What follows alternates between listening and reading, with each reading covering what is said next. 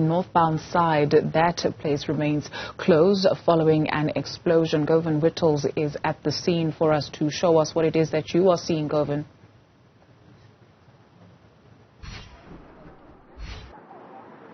Good afternoon, Dudu. Coming to you from the N1 North. They're busy cleaning up the scene of the explosion here. Just take a look at what happened. You'll see over here that they've thrown sand on the highway. This is where the flames were. Just behind this Drizzt environmental truck, you'll see the leakages from the fuel, and we'll try to give you as much visuals as possible. They've cleared it up now, so the tanker that was being carried on the back of a mini truck was carrying 1,000 liters of fuel. It exploded, it caught fire, and then one person who was driving in an Audi behind the tanker was injured. That person has since been taken away to hospital by the emergency services. The Audi has also been removed from the scene. You'll see the firefighters sitting on the side of the road here. Of course, they're still getting to or coming to terms with what exactly happened here. We saw the driver just off camera being interviewed by the police. We also saw a relative of the person who was injured. Let's bring into the conversation Olile Khumalo. She's with the Johannesburg Emergency Services. Ms. Khumalo, thank you so much for your time. Just tell us exactly what happened here. Good afternoon. Well, from what we've heard from the officials on duty and on scene and the driver himself, he says he was driving on the second lane close to the first lane. So what he did was somebody just abruptly hit his brake in front of him, so he had to hit his brakes as well. So because the road is slopey, he couldn't control the vehicle, so it hit the other car in front of him, causing that car to hit another car. So in that meanwhile, during the collision, the tanker that he was carrying in his Mahindra small truck got loosened. Was it raining? During the time, I can't really say, maybe drizzling. All right. Did he say why he was carrying the fuel tank on the back of a trailer? He's not parting with the details. Actually, he's being very cagey. He's not even sharing the information of where is he from, which company. So what was the fuel for? Did he say? He's not saying. He's just saying he was in an emergency. He was told to transport the diesel from one point to another, and all those are not disclosed. Right. What's the extent of the spillage here on the highway? It's quite minimal. It's less than 2,000 liters. We're not saying that's not dangerous, but it's not as huge. So is it causing? We see that you've put down sand here, and now they're sweeping up the sand. Is this going to lead to the highway being closed for a prolonged period because of a risk to other vehicles driving here, or do you think you could clear it so other vehicles can drive it? Okay, so we've spoken to the spill tags. They're saying since it's not a big incident, they will be able to clear the road before peak hour.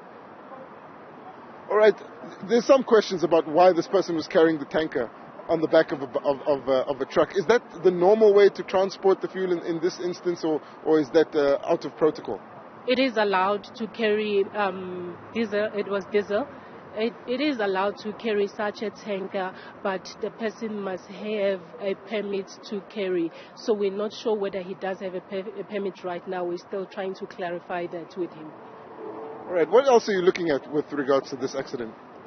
I'm not sure in what basis. Maybe you're basing your question on, like. I mean, is there any other damage that was caused here that needs to be cleared, or are there any other emergency services units that will be coming to the scene? No, everybody who's supposed to be here is here. Everyone is present.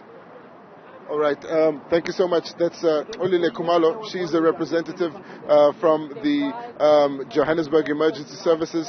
Let's just join this conversation again. We want to get some more details on the person that was injured. Mr. Khumalo, you were talking about someone that was injured. We heard about one person who was in the Audi. Just tell us, was that person injured by the fire that was started? Or was she injured by the collision of the vehicle? The collision, the impact of the cars colliding with each other. So no, nobody got affected by the flames or the fire. There have been descriptions of this as an explosion. Was there an explosion here? You may say, but not to such an extent. The spillage caused the fire. The spillage from the diesel tanker. Yeah. All right. And what's the status of the person who was injured? She's all right. She's fine. Yeah. She's not badly injured. All right, we do understand she's been taken to hospital. Thank you so much.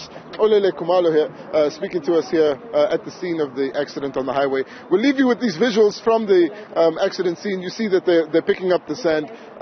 They're cleaning up at this point. It does seem like they're almost done. They haven't put sand on the entire spillage area. But as we heard there from emergency services, they believe that they've done enough to reopen the highway before peak hour. There does seem to have been a significant burn that's taken place on the highway here. But as she said, the person that was injured from the collision. It does appear to have been a multi-vehicle collision caused by someone putting on the brakes unexpectedly, and then the person that was carrying the at least 1,000 liters of diesel doing the same, and that causing the spillage in the tanker and eventually leading to a fire. That's it from the N1 North Highway. We'll keep an eye on this scene, make sure that it's cleared properly, but it does look like they'll open within the next few hours. Governor, just before we let you go, are we able to see what you are seeing as you are facing us in terms of the backlog of traffic?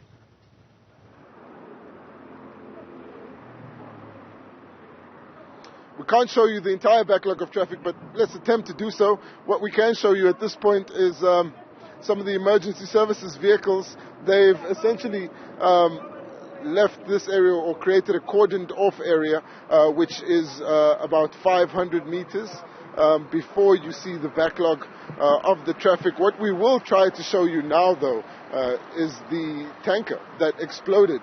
We do think that it's still on the back of the truck, towards the rear of this cordoned off area that I've described. You'll see here in frame now Gauteng Traffic Police, the South African Police, JMPD.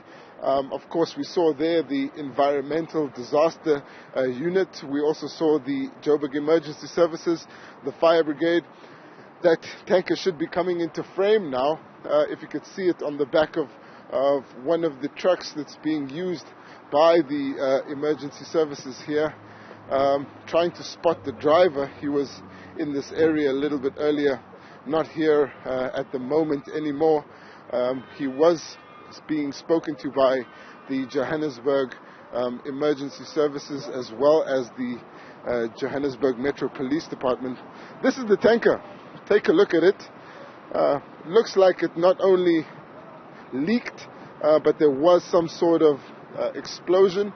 At least something that was powerful enough to cause the rupture. And they've loaded it on the back there. It does look like it's a standard use tanker. Of course, it sustained a lot of damage.